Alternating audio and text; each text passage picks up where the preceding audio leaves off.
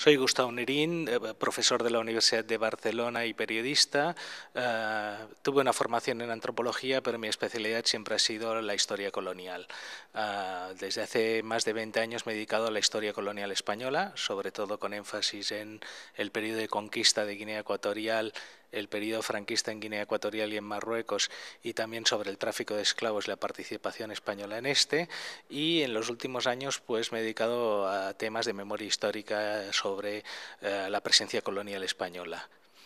Me interesa sobre todo este tema porque en los últimos años ha habido como un gran resurgir del sentimiento colonialista español, una especie de nostalgia colonial aguda, y creo que es el momento en que los especialistas deben dejar claro que no hay nada, no hay ningún motivo para la nostalgia, que no es una época dorada el colonialismo ni mucho menos. Y en este sentido creo que los expertos académicos tienen un papel muy importante y creo que la sociedad debe replantearse mucho su papel con respecto al continente africano, pero también con el resto del mundo.